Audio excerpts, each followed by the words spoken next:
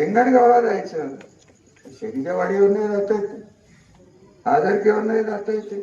उदाहरण म्हणून सांगतो, सासवडला जायला आजकाल तिकडनं जायलाच लागत नाही, मग इकडं नाही जाता येते, मग इकडे कर. अहो हे सगळं करायला वेळ लागला. सत्तेचा संधीचा तुम्ही दिलेला तुमच्यापर्यंत विकासाची गंगा पोहोचवणार का? पुढचा उमेदवार, पुढचा राजकीय नेतृत्व हे द्या. आणि ते मला दिसत नाहीये. आणि जोपर्यंत दिसत नाही तोपर्यंत मी माझा संघर्ष पार्टी फिरतीनंतर तुम्हाला लगेच प्रश्न पडतो, पार्टी काय काय करायचंय तुम्हाला? मी अपक्ष आहे. काय म्हणणे पहिल्यांदा काय होतं आपल्याकडे चित्रित होते की दिनकर काय होतं मला आठवत. तरुण पिढीला वाटतं पार्टी मंत्री, 2 गाड्या माग, 4 गाड्या माग, 5 गाड्या डोक्यावर माग, ॲम्ब्युलन्स. असं नाही. मी केलं 15 वर्ष मंत्री होतो. राज्यात माझ्या एवढ्या जिल्ह्यात आपल्याला मंत्रीपदच कोणाला मिळालं नाही, एवढं लक्षात. तर राज्याचं माझ्यावर सोडा. त्यावेळेस माझा एका सगळे दिवस कदाचित आपल्याला बघायला लागले नसते, परंतु झालं ते मागे वळून बघायचं नाही. संघर्षाची पावलं टाकायला लागणार आहे.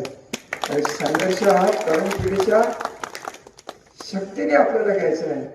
नवनाथजी तुम्ही आलाय, तुमचं स्वागत. तुमच्या घरात दुर्घटना झाली, माझी कोणाची ओळख नाही.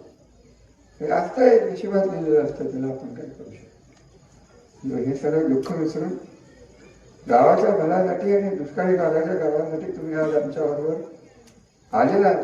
काही लोकांनी यांना दम भरले, मला माहित नाही ते तुम्हाला बोलले की नाही, ते असं होईल ते तसं होईल. काय होत नाही, एडी आलं तरी बाहेर काढतो. काय होत काय ते असते दम.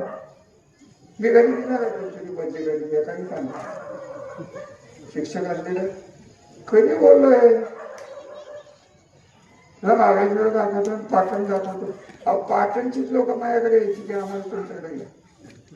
मला काय सांगितलं, काय काय स्वतःला कळतो. तरुण पिढीला माझं एकच म्हणणं आहे की एकदा वेळात वेळ काढा, मोबाईल नंतर बघा, देवघर बघा, बलकवडी बघा.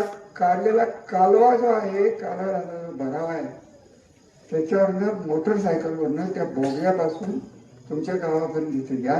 पाणी कसं येतं ते बघा. आणि त्याला कोणी केलं हे तुम्हीच तुमचंच ठरवा. मी तर म्हणणार मी केलं ते, कारण मी केलंच. पाणीच माहित नव्हतं वलकवडीचं कोणाला. हे पुराचं पाणी 10-12 टीमची शोधलं मी. मला लोकांनी वेळात काढलं त्या काळातल्या नेतृत्व.